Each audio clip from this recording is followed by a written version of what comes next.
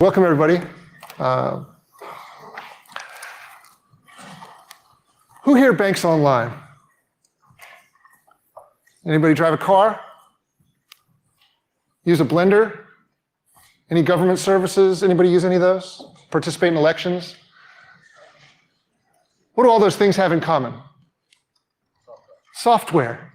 Exactly right. As a matter of fact, everything you care about in your life is controlled by software. Your finances, your government, your social life, your health, everything. Space shuttle, all software. Unfortunately, we're not very good at writing software securely. My name's Jeff Williams. I've been in software security for a little over 25 years. I helped to start OWASP. You all may have used some of my projects like WebGoat, the OWASP Top 10, ASVS, ISAPI, and a number of other ones. But none of that worked.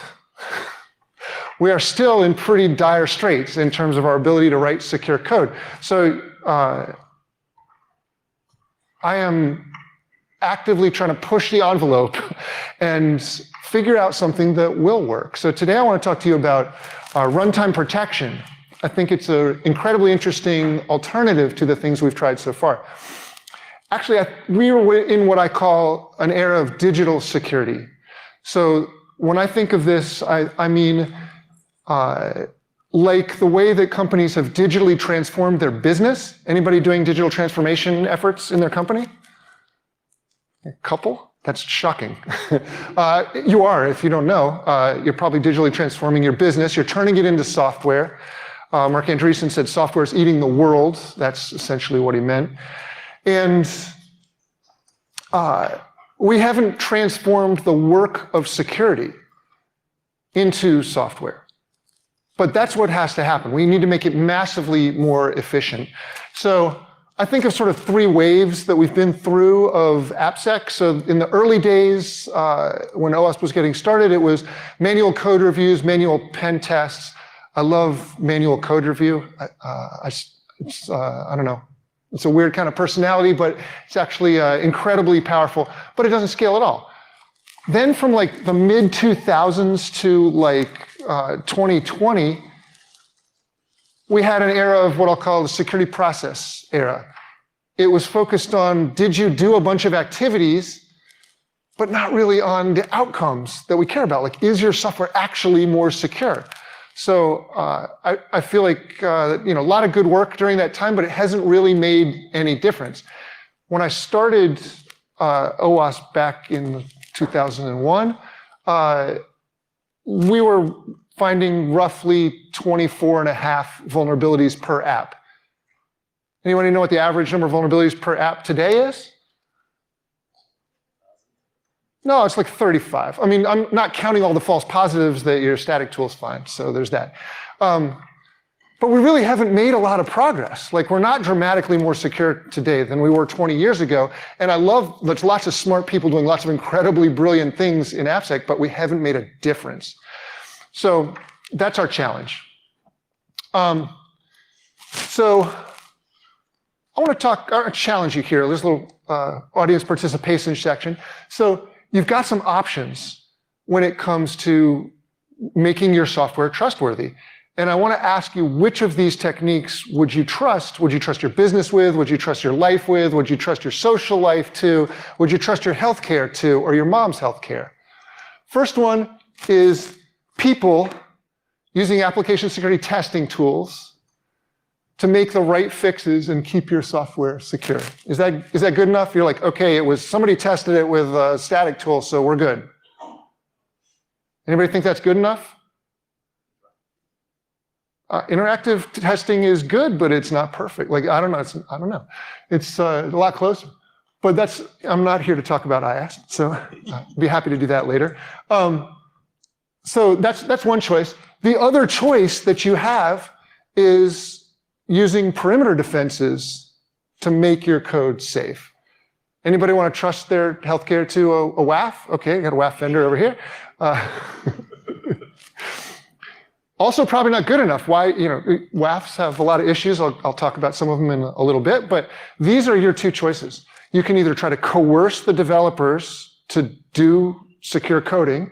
And you can use whatever techniques you want. You can use AST tools, you can use policy, you can use training, you can use threat modeling or architecture reviews or whatever process you want to use to try to coerce the developers to do the right thing.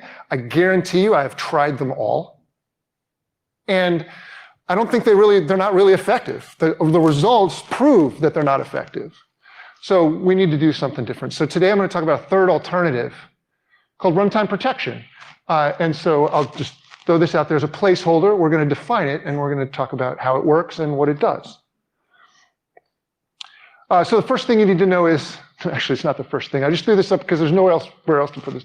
Runtime protection is approved. It's listed in OWASP 853. It's in the NIST application security, minimum application security testing standard. It's part of PCI standard. It's been out for a while. There's a number of RASP vendors, including my company, but we're just one of many. The other thing is that lots of organizations are adopting RASP. If you haven't tried it or used it, you really should investigate it. This is a Forrester study that says over 80% of organizations are either adopting or planning to adopt runtime protection in 2023. Okay, so that's out of the way. Let's talk about what it actually is. So anybody know what ASLR and DEP are for? No? Yeah, what? That's exactly right. And why do we need to randomize our address spaces? Yeah, that's exactly right. Yeah, so when we do exploit a buffer overflow, the exploit will have a jump to some user control, but they won't know where to jump, right? So we randomize the addresses and they can't jump to their shellcode. DEP works similarly. DEP just defines some sections of memory and says this memory is not executable. Right? Those two mechanisms are really powerful. Back in the mid-2000s, when OWASP was getting started, we were overrun with kernel exploits. Every week there was a new terrible flaw in some operating system. And it's not like we all of a sudden got better at programming in C and C++. What happened was we introduced ASLR and DEP, and this first in Windows and then later in other operating systems, but it radically changed the risk calculus for buffer overflow exploits. Made a huge difference. So the question is, can we do the same thing for web app and web API vulnerabilities like SQL injection and XXE and expression language injection and unsafe deserialization? How can we harden the stack so that those vulnerabilities, even if the developer makes a mistake, that vulnerability doesn't kill us? Seems like a reasonable third alternative, right? That's what runtime protection is all about. So let's talk about web apps and web APIs. So imagine this is your stack, right? You've got a runtime platform, there's a bunch of libraries there, like your Java, JRE or CLR. You got your app API server, which runs on that. App framework on top of that, more libraries. You got open source libraries that use more libraries and all their dependencies. And then at the top layer, you've got your custom code. As a side note, when you actually analyze this and look at what code actually runs, 2/3 of the code that runs is your custom code. The other 1/3 is the libraries. Almost all this library code doesn't ever run. It doesn't even ever load into memory.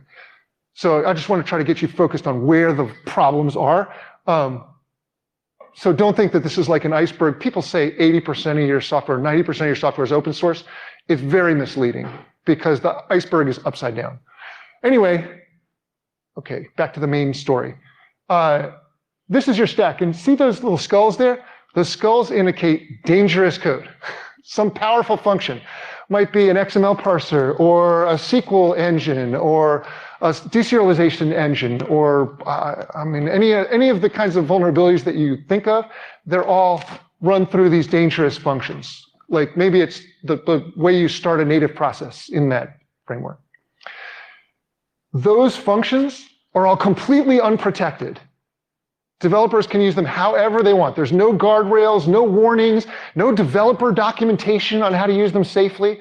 I spent many years on the Java servlet spec team trying to get them to add some warnings to the Java doc for the servlet spec and for the SQL spec and so on, just put a warning and say, don't pass untrusted data in here.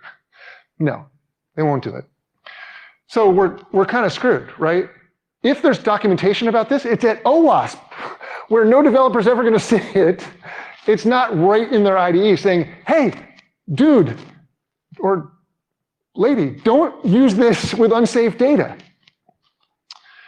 So what can we do about that? Well, runtime protection can add trust boundaries to those dangerous functions. We're going to use a proven technology called instrumentation. It's the same technique that tools like AppDynamics and New Relic use to instrument apps for performance. We can instrument these applications for security, and we can enhance these dangerous functions with some trust boundaries that says, hey, no untrusted data comes through here. Checks like that. Let's take a look at how these work. We're going to look at two kinds of checks that these trust boundaries can make. One is they can warn developers when developers use that code unsafely. So if developers trying to deserialize an untrusted XML document, you could put a check there to make sure doc type processing is turned off. We'll go through a bunch of examples. We can also use this in production to identify when attackers are trying to exploit that function. We'll look at those in detail, so I just want to lay that out. There's kind of two use cases for runtime protection, one in development, one in production. So let's talk about SQL injection, since it's one of the leading AppSec problems. Maybe we can solve it. I want you to imagine your application here. You got a bunch of custom business logic, maybe hundreds or thousands of queries in your application, and they connect to the MySQL library. There's some functions inside that MySQL library that actually connect to the database. That might be a good place to start thinking about this problem. So how would we solve this problem traditionally if we've got developers with queries that they haven't set up properly? We might tell them, hey, go parameterize all your queries, or escape the data before you append it into a query. But we're probably going to make some mistakes because it might be thousands of queries. And sometimes those data flows are really complicated. So it's not obvious that you're concatenating untrusted data into a query. If you're using an ORM, you might not even be close to the code where the query is actually getting generated. So this is a difficult problem because we're trying to solve it in the wrong place. Imagine we use runtime protection and we put some trust boundaries directly into that dangerous function. So now we can check, did the developers use untrusted data in the query? We can also check libraries here. We can say, is this SQL library up to date? Like, does it have known vulnerabilities in it? And we can check, is that SQL library being misused by attackers? So instead of trying to fix 1,000 places in the code, we can put those trust boundaries in the right place inside the SQL library where they belong. Everybody with me so far? Okay, I'll push on. Let's show what it looks like in code. Sorry if you're not a developer. This is maybe this will help some people understand what we're doing here. This is actually some code from the MySQL library. And it's pretty simple. This is the execute query method. It takes a string as a SQL query. And it starts out with some code figuring out the connection and so on. What we want to do is we want to inject some code that enhances this method with a trust boundary. We can make it pretty simple. We can say, hey, enforce SQL trust boundary here, and we'll pass in some data from within this method. Then we can ask, what does that method do? Okay, this is a check we can make. The first thing here, we can check whether this library is up to date, can report it if it's out-of-date library, has known vulnerabilities, whatever. The second thing we can do is we can just ask the question, is the query, does it contain untrusted data? If it does, let's report a vulnerability to the developer so that they can go fix it. This is a pretty convenient way for them to get alerted of a new vulnerability, right? They didn't have to run any scans. They didn't have to do any extra work. They just get feedback right in their code. Hold on just a second. And then the last thing we can do is we can see, is this query an attack? And what we can do is we can actually check to see if the untrusted data that came in, did it modify the meaning of the query? Like, did it actually change the semantics of the query? Because no user should ever be able to change the semantics of the query. If it does, it has to be an attack, because that should never happen. And if it does, then we can report that injection attack, and we can prevent that query from going to the database. We can throw an exception here, which will jump out of this execute query method. Your app will keep running just fine, but it stays safe. The query never went to the database. Okay? A question over here. I will take some at the end, but let's go ahead now. It's more fun for everybody. Just to kind of sort of the situation, why would you check the library a long time there and things what you're doing instead of just use SCA before you load it? Yeah, so there's a couple of reasons for that, but SCA is typically done statically, and if you run it on a code repo, you're going to miss a lot of libraries that are here in the production environment. Many libraries that are important to security come from the runtime. They come from the platform or the app server or the framework, and they're not always present in the code repo. So you'll miss a lot of important things. That's a big reason. The other thing is you'll know exactly what library actually made it into production, and you can tell which ones are actually used. Turns out 62% of open source libraries are never loaded, never invoked. So we want to know which ones those are, because there's no point in fixing libraries that are never even loaded into memory. They're not a risk. Those are false positives that SCA tools report. Okay, so these are lightweight checks. These are very fast. And if you think about how something like a WAF or a SaaS tool works, they're expensive. They have to do a lot of work to figure out all the context that this has automatically by virtue of where it's running. So these checks can be, incredibly fast, much faster than you could do in other ways. Okay. So these are the 3 checks that I talked about. So my slides will be available for everybody, by the way. So when you start heading down this path, you probably want to ask yourself, like, hey, is this a better way than actually fixing the code? Do we really have to go back and fix those SQL queries? And look, for defense in depth purposes, I think the answer is yes. You probably ought to go keep doing secure coding practices. But this actually has a number of advantages. If you use parameterized queries, like prepared statements, to fix SQL injection, do you know you're being attacked? No. You just defuse the attack, right? You make it safe data, but you'll never know that you're being attacked. I actually think it's important to know that you're being attacked. You guys agree? Yeah. But if you just use all the secure coding practices at OWASP, you'll never know that you're being attacked. You'll never see those attacks. You'll just kind of make them go away, which is, I think, dangerous. So we want to know that we're being attacked. This approach actually has a number of benefits beyond that. I think there's some people benefits, like this approach can eliminate a lot of the awful work of AppSec, like weeding out false positives and things like that. This tends to be really accurate in terms of what it reports because of where it's located. We can make security work a lot better, and we can get QA and security teams working together because now their interests are aligned.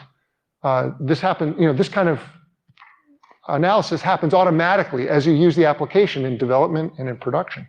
So a lot of it happens without that awful security work. It can also change some aspects of the process that we use. This is sort of instant feedback back to developers right through the tools they're already using. So it's a very, very clean way of giving feedback. I'm not a big fan of PDF reports. I think if you have them, you should banish them and move to real-time notifications for security events. And from a technology perspective, there's a few advantages. This is, it's a distributed approach, so you don't need any extra infrastructure. Everyone can do this on their own. And like I mentioned, the fix is in kind of one place, as opposed to trying to make this fix in 1,000 places. So let's do some rapid fire examples here. This is unsafe deserialization. It's an important vulnerability. It's in a lot of different frameworks. You can see a serialized object at the top. The attacker sends it in. Normally, it would go into the deserialization engine And as the engine deserializes that code, it will create a bunch of objects. To do that, it has to call the constructors on those objects, and many constructors contain code. Well, guess what? If you find the right objects to deserialize, you can find constructors that do interesting, weird things.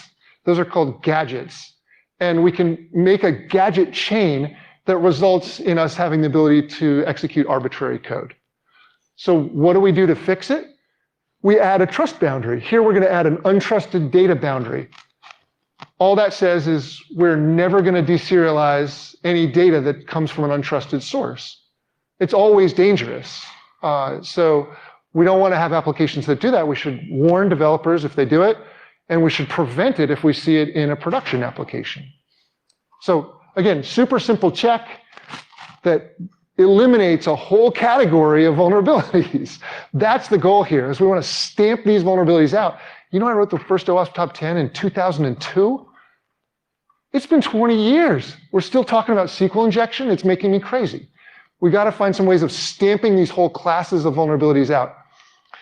And by the way, you don't necessarily have to do this with instrumentation. We could go to all the people that are writing frameworks and libraries and platforms and ask them nicely to put these kind of trust boundaries in their code. But I don't think it's ever going to, everybody's shaking their head like that's not going to work. And it's not going to work. We've been trying for a long time to influence those teams, but it's not going to work. So if we want to do this, we've got to inject this code and enhance these capabilities ourselves. Another example, expression language injection. This was the root cause of Equifax, and one of the ways Spring for Shell and Log for Shell were exploited. It's a really powerful attack. Basically, it's just untrusted data that comes in and ends up in an expression language engine, and then the expression language engine evaluates that expression, and you can see there's an expression that will result in RCE, right? That just runs native code. So it's pretty simple. But what if we're getting that, I made this example specifically because the untrusted data barrier here won't work, because we get data from other sources. What if we get this data from an MQ that we, quote, trust, right? We're not going to treat that data as untrusted data. It came from a sort of a trusted source, but it could still have attacks in it. And so I want you to have a secondary set of defenses here. I'll call this one an unsafe function boundary. This is more like a sandbox. What this says is, as long as you're inside the expression language engine, you can't call things that are dangerous, like creating sockets and running native processes and opening files and stuff. If you think about it, expressions shouldn't be used for that stuff anyway, right? Expressions are for like accessing data out of a bean, things like that, mostly for UI purposes. So we can sandbox the expression engine and prevent it from doing harmful things, even if we don't know that the data coming in is trusted.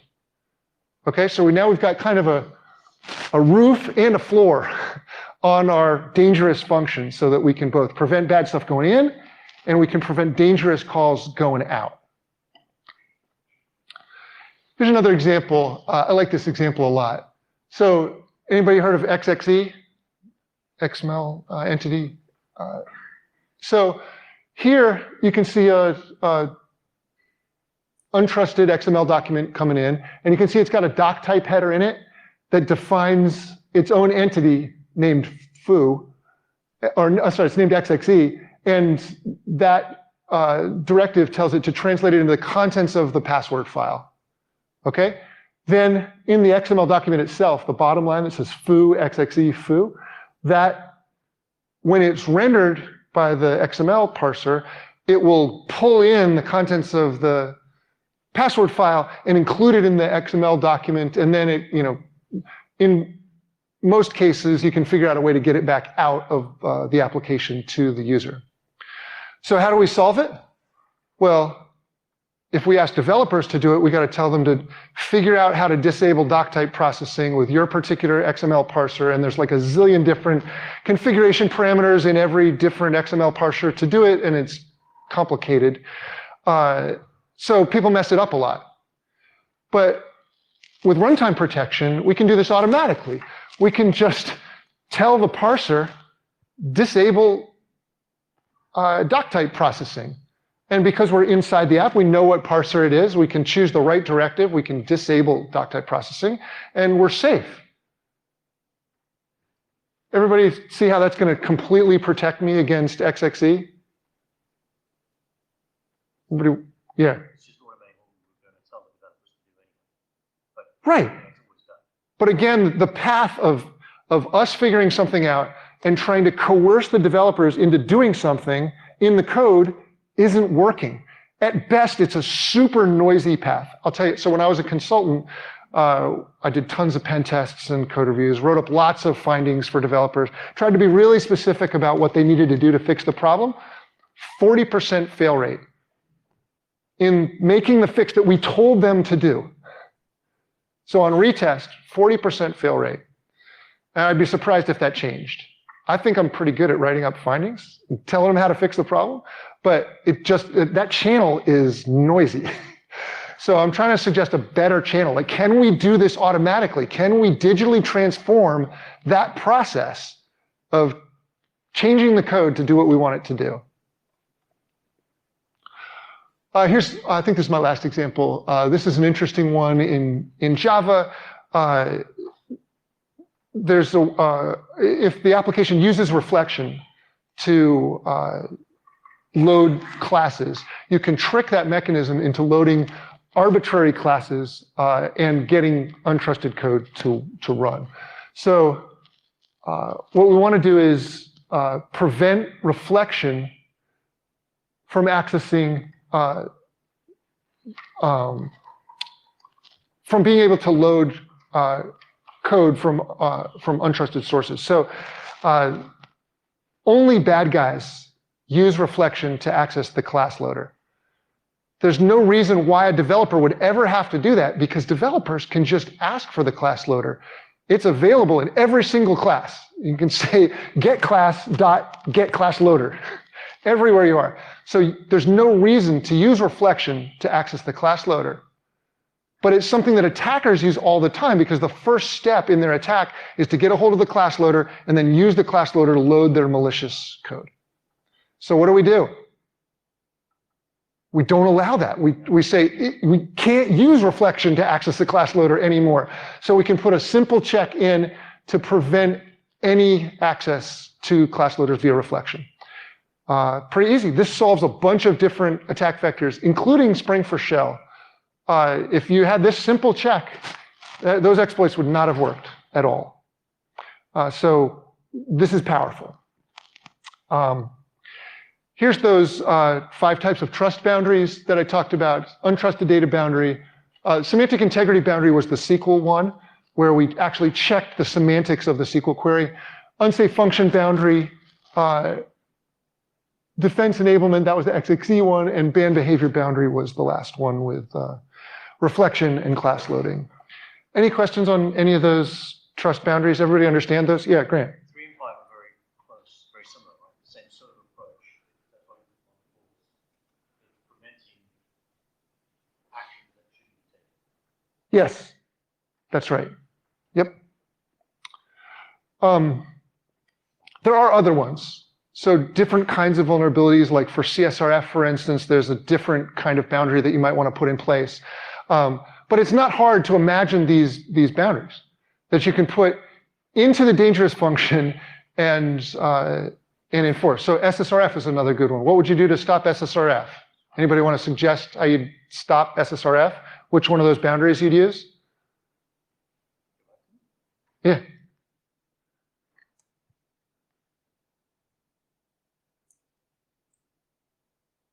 Well, first of all, where would you put it?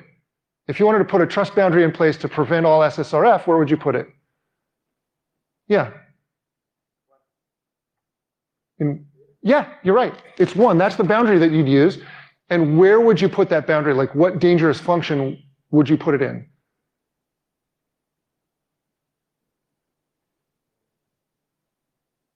Remember, SSRF works by creating a connection to a back-end system via an HTTP request typically, but it could be via a socket or something else. It's anything that your app does generate that backend request. So how do people generate backend requests? Yeah, oh, sorry, a little blind. Exactly right. There's typically some HTTP client available, and you don't want to accept URLs with an untrusted data chunk in them. So that would be a good place to solve SSRF. It's a little tricky, but there's a few corner cases there, but that's what these boundaries are about. That's how we stamp them out forever. Okay.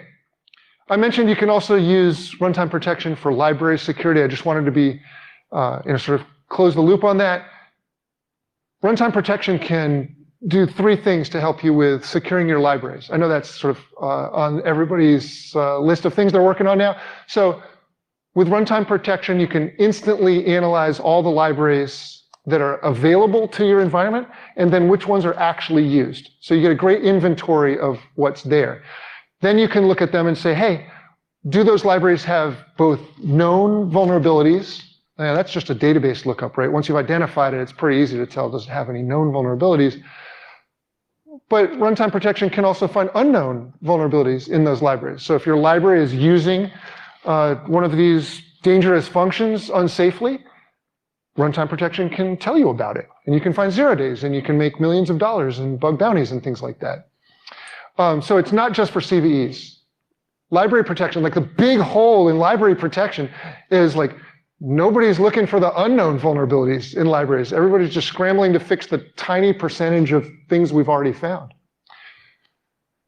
And then on the protect side, you can actually not only find known and unknown vulnerabilities, but you can prevent them from being exploited. So, I know lots of customers that are using runtime protection that were safe through Log4Shell and Spring4Shell and Atlassian vulnerabilities. And even just a couple weeks ago, there was a new kind of SQL injection that someone discovered that bypassed all the WAFs out there that included some JSON in the query. And WAFs weren't picking up on it because it's sort of a different kind of signature. But the approach that I've just laid out, no problem. It sees that the meaning of the query was modified and reports an attack. So this protects not only against today's vulnerabilities, but most of tomorrow's. Like most of the 0 days that people report that are going to come out in the next year or 2, could be today, we don't know. They're going to be in one of the categories that we've just talked about, right? They're going to be expression language injection or XXE or something like that. If they're not, then we've got to think about what trust boundary we'd put in place to solve that one too, right? So we're security people, right? Let's talk about the dangers of this approach. Because I think a lot of people are sometimes concerned. They're like, wait a minute, you're going to enhance all these libraries with extra code? That sounds kind of dangerous. Anybody think that? Okay, that's fair. So let's think about it. Do you want to detect attacks? Okay, so that's something you want to do. So let's talk about dangers then, right? You could rely on your developers to try to report attacks, but nobody does that. They're never going to do that. So right away, you're looking at very weak protection in that category, right? I looked at kind of 3 categories, like performance impact, reliability problem, or weak protection. And in all cases where you let your developers do it, you're probably not in good territory. It's actually pretty hard to do this reliably across a large portfolio of apps. Your second option is you could use a web app firewall, right? No, I mean, there's some performance impact to using a WAF. It's not terrific. I think there's efficient ways of doing that. But, it is an extra hop, and it's network, you have to change your network architecture a little bit. But WAFs are known to break apps, right? You have to tune them to every application because some data that your application's processing probably looks like attacks. Matter of fact, look at an HTTP request lately. It all looks like attacks. So it ends up you need to tune it, you turn them off a lot. And actually, that's probably maybe the most dangerous thing is people turn off WAFs all the time. They're just sitting there in monitor mode. They're not really doing anything. They're not often tailored, and they're often bypassable. With WAFs, there's something called the blanking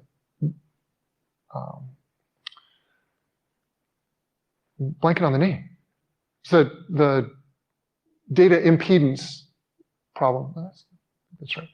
Anyway, sorry, sidetrack. But anyway, WAFs don't see the data the same way the application sees the data, right? Like the WAF's probably written in C, applications written in Java or .NET or Ruby or something, and it views the data differently.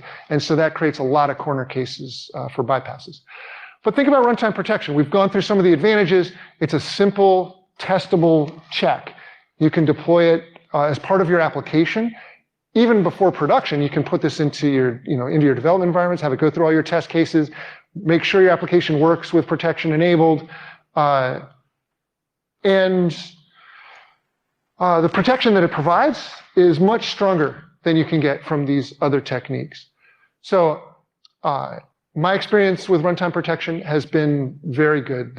I'll tell you, there's only one time that I know of that RASP broke an application, and it's when the application was sending full SQL queries from the client to the server. That was like how it worked. And RASP said, no, that's untrusted data that's going directly into the SQL query. We're going to block that. But that was the way that app happened to work. It's SQL injection by design. So I'm not sure if that counts. But I think by far the biggest risk here is not using runtime protection. If you're not using it at all, then you're likely pretty wide open to attack, and you probably have no idea that you're being attacked. And that's a dangerous place to be. That's where I don't want people to be. So to me, that's a much bigger risk than the very low risk that you're going to have a performance or reliability or security kind of problem. Does it make sense? How's my logic? Okay. So I want you to imagine, I want to check my time here. We know what time it is? Okay, perfect. Okay, so I want you to imagine that this is the scale challenge, right? So lots of organizations I work for have hundreds or thousands of applications. So how are you going to protect them becomes a problem of how are you going to scale? And I want you to imagine that you make runtime protection part of your platform. Really, in most cases, it's like you're adding another library. For instance, our RASP is a jar file for Java. We support a broad range of languages. So there's RASP for all these different environments. But I just want you to imagine putting RASP as part of your platform. It rolls out across your environments. RASP doesn't care if it's running in a container or in the cloud or in a data center. It's running at the application level. It's literally a different way of programming your applications, right? So at the end of the day, it's just we've just changed the code of the application to include these new trust boundaries. We just programmed it differently. We had the developers write one big chunk of the code, and we wrote the trust boundaries, and we merged them together at runtime. That's the essence of aspect-oriented programming. This kind of technique is used in a lot of frameworks already. I would guarantee you that you're already using instrumentation in almost all of your applications under the hood because it's a technique that many frameworks use. So just imagine, I've got all my applications are protected and the telemetry starts coming in. We've seen on average, applications and APIs get attacked 13,000 times a month. 99% of those attacks never reach their intended target, their intended vulnerability, right? So you see SQL injection attacks that don't go anywhere near a SQL query, path traversal attacks that never go anywhere near a file open, XXE attacks that never go anywhere XML parsing. So it's really useful to know which of those attacks are just harmless probes and which of them actually make it to the vulnerability that they were trying to exploit. Those are where you want to focus your efforts. And if you think about it, if you see attacks on a vulnerability, what happens to the risk? Does it go down? Yeah, it goes way up, right? Now it's not hypothetical that it could be attacked sometime in the future, or maybe you've got a complex path to reach that vulnerability. Well, guess what? They figured it out. So now the risk is like 100% that it's going to be attacked because it just was. And then you can think about the severity of that attack, but it changes the risk dynamically when you have this kind of threat intelligence feeding back into your security and development programs. And I want you to complete that loop. You're not convinced? I would argue that if you change the risk, you made it quantifiable. Because before it was and now it's right? Yeah, maybe. I mean, I think people would say like, it's an XXE, it's in an admin function or something, it's hard to exploit. They would say the likelihood is low. But once you see it actually attacked, now the likelihood's high. So it is about uncertainty when you get right down to it. Like a risk measurement with no data is like, oh, it's somewhere in this area. But once you start getting data, you can quantify it. That lets you prioritize and focus your program on the risks that matter. So I want you to imagine you've got this, all your apps are instrumented. They're reporting data, real-time telemetry, both to development. So they got vulnerabilities and threat intelligence coming into the development process. This is all instant feedback, so you can make fixes as part of the normal development process.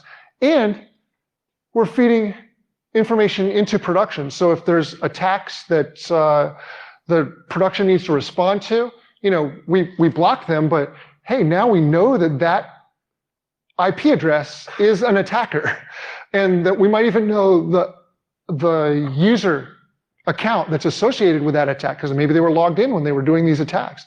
So we can feed that back and say, hey, user, either you're an attacker or someone stole your account. We're going to make you change your password and, I don't know, send the cops over your house or whatever. You can respond.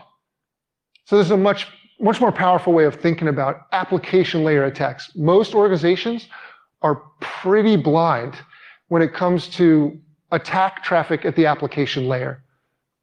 They don't see it. WAF traffic is just too noisy. This is, I think, a really powerful capability. And it's totally distributed, so it scales. I'll tell you a quick story and then we'll wrap up. So I worked with a Fortune 100 company on a RASP implementation. They did something interesting. They said, hey, we've got these 20 applications. We want to test them for security. So they found 1,600 vulnerabilities across these applications. And they said, that's interesting. How many of those would runtime protection have solved for us? And so we dug in and we studied all 1,600 of these vulnerabilities. And the answer we came up with was 95% of them, leaving only 76 vulnerabilities that runtime protection wouldn't have protected them against being exploited for. That's really powerful. That means, imagine if you could take 95% of your vulnerability backlog off the table, or at least put it on the back burner, like lower the risk of it, change the priority of it. That's fundamentally changing the dynamics of your AppSec program. So I think this is an important path forward. And they mandated, based on those results, they mandated runtime protection across all of their apps and APIs. Personally, I wouldn't put anything on the internet that doesn't have runtime protection in it because I wouldn't have the visibility and I wouldn't have any protection. So I think it's the smart way forward. If you want to play around with RASP, I made an open source tool that will allow you to experiment with instrumentation on your own. It's called JOT, the Java Observability Toolkit. And it's designed to let you create your own instrumentation without having to write any code. So you can see this is what I call a JOT. It's a YAML file that defines where the sensors go, like what methods they go in, what scope they apply to, you'll have to read the docs about that, and then what you want to do, either capture, which is like what information do I want to extract from that sensor, or what action do you want to take, like do you want to throw an exception when that sensor fires. So this simple bit of code implements the trust boundary that we talked about for expression language injection. This says that while you're evaluating an expression, we won't allow any calls to create a socket or create a native process. So we created a sandbox around the expression language injection engine and made it safe. So again, this would have prevented a bunch of different attacks that have come out. JOT is really flexible. You can use JOT for monitoring just about anything that's going on in your Java application. Any method you want to check out, there's a bunch of examples, and I've done some other talks on it, but if you want to know what encryption your application is using, like a 2-line JOT will just tell you all the ciphers that you're using anywhere in your stack. You can figure out all the access control checks anywhere in your stack and create an access control matrix. There's a bunch of things you can do with JOT, but it's a way of playing around with runtime protection yourself, and I encourage you to experiment with it and let me know what you build with it, because we can make it part of a community that focuses on this. Any questions on JOT? It's super fun. I mean, I guarantee you have no idea how much MD5 is out there. It's stupefying. We'll never be rid of it. Okay, so let's go back to where I started. So who wants to trust their everything they care about in their life to getting developers to do the right thing? Who wants to trust everything in their life that's important to a perimeter protection?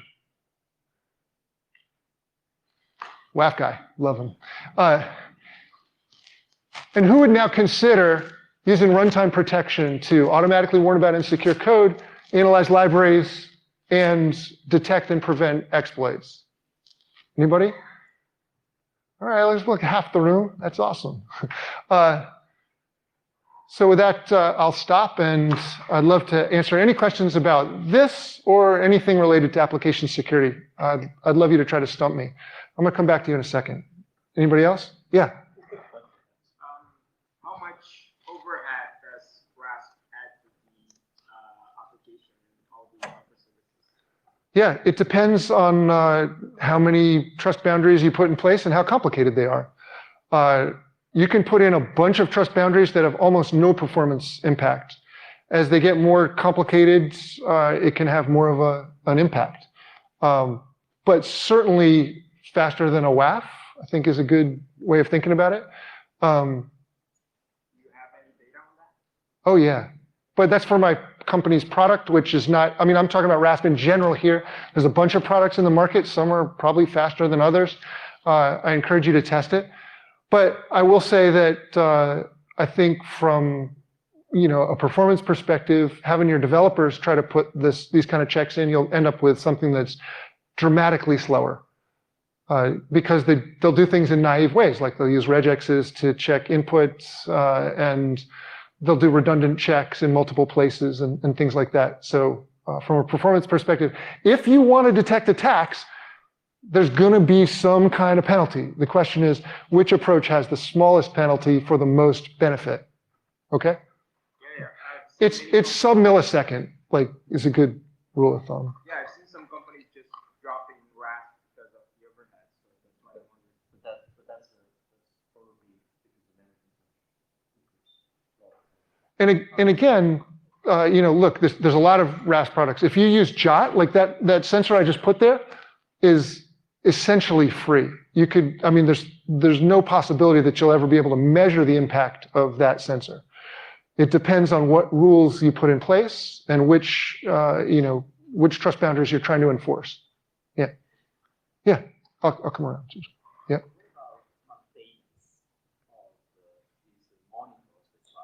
Yeah. 5 years ago, we implemented something like that as proof of concept in the SAP cloud. Yeah. It was a bit to do exactly what you were saying, so the SQL injection prevention. Yeah. And it worked very well. But the problem was that every time a new runtime engine was for JavaScript at the time, a very well-known JavaScript engine website, every time there was a new version, we had to change all Yeah. our. Yeah. How do you solve this? There's less maintenance than you think, actually.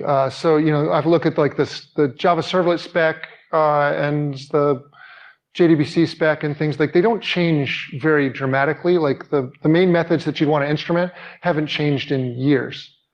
So it is true that they could change, but mostly these things get locked in. They're pretty low down in the stack, and so things get built on top of them, and they depend on those APIs not changing, and so they don't tend to change very much. So I think the lower you go, the more stable those kind of trust boundaries can be.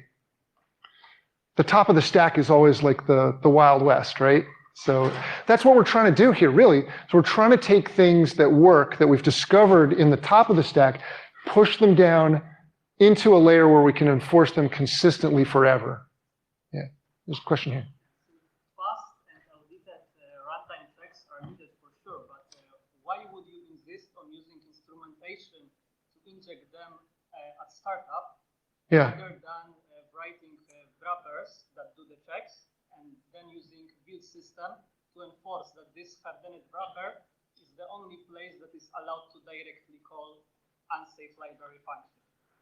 Yeah, it's just easier. Writing wrappers isn't always convenient, and you can't always get what you need from a wrapper, because many times you need to access the inner state of the library itself.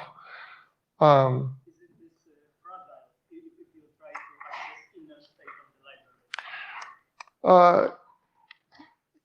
I mean, it really depends. This is related to his question. Like, that stuff doesn't change that much. It's my experience. So, yeah.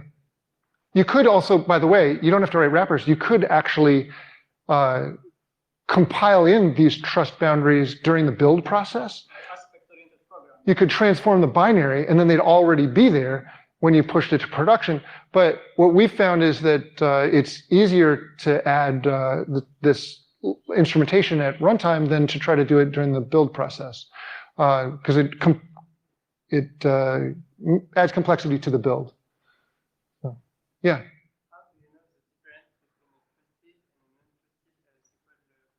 Oh yeah, great question. That does take some work. You can trace untrusted data through an application. Like, when it comes from an untrusted API, like request.getParameter, you can tag that data, and then wherever it goes, you can track it. If it ends up in a SQL query, you can say, hey, that tainted the SQL query. So there's levels of sophistication of taint tracking, and there's some trade-offs there, but it's definitely possible. Yeah, that's one of the things that makes, like, Jot can't do that. Like, Jot is relatively simple instrumentation. You can put in some simple trust boundaries. More sophisticated commercial tools can do much more interesting things. Yeah.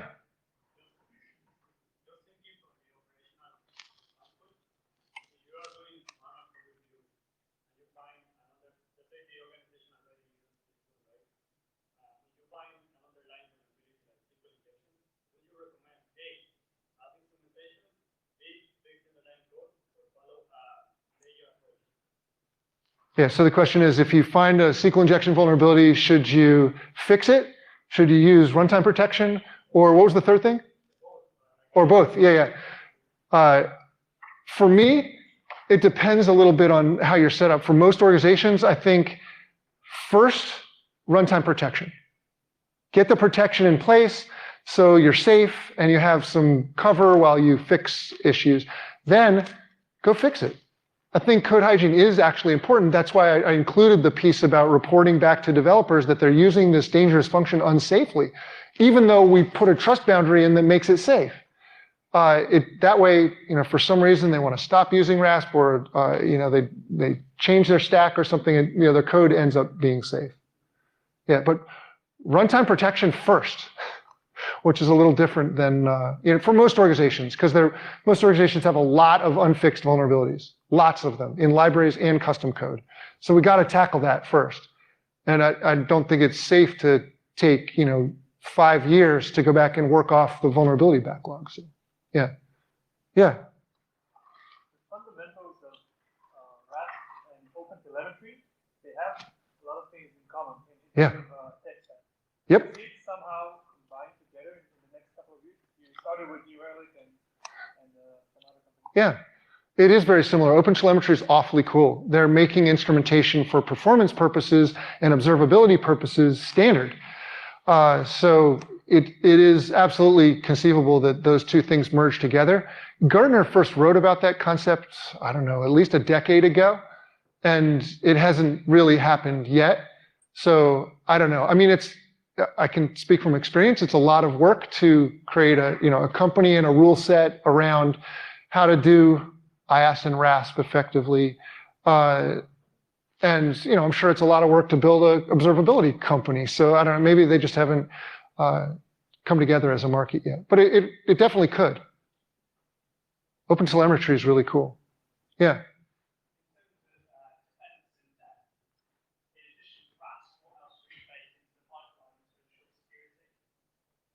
Yeah. So, well, in terms of the runtime environment, I think it's a lot of organizations have a cloud WAF or something like that, which isn't a terrible idea. It can weed out a lot of the low-hanging fruit, and there's nothing wrong with having a fairly generic cloud WAF or something. But for real protection, I think having RASP in the app is the right thing to do.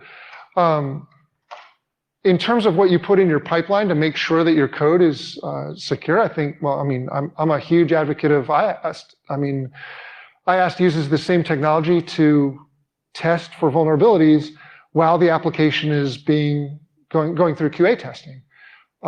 It's much more accurate and fast than sort of traditional scanning type solutions. So that's what I would put all my chips on. Yeah. Any other questions? I don't know how we're doing on time. Say again? Oh, yeah, sorry. Oh, and I am going to come back here. Okay, yeah. So.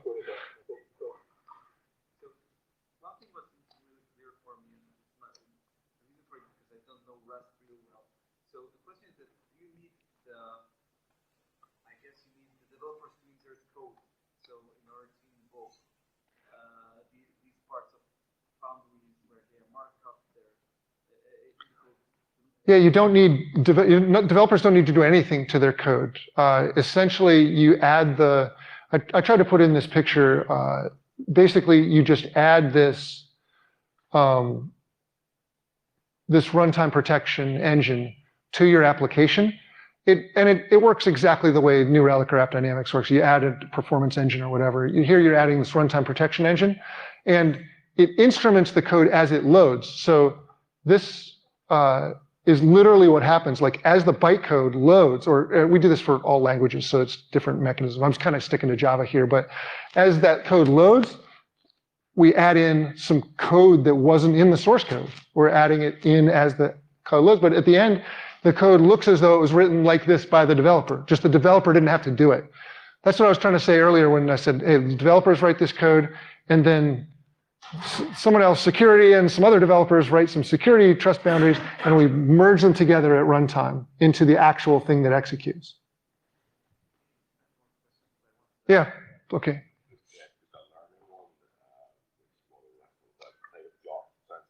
Yeah. So yeah, how do you start to learn? Is it play with job? Or use it? How do you learn? Yeah. Play with Jot. You can, so there's a free version of Contrast Community Edition that you can get an account on.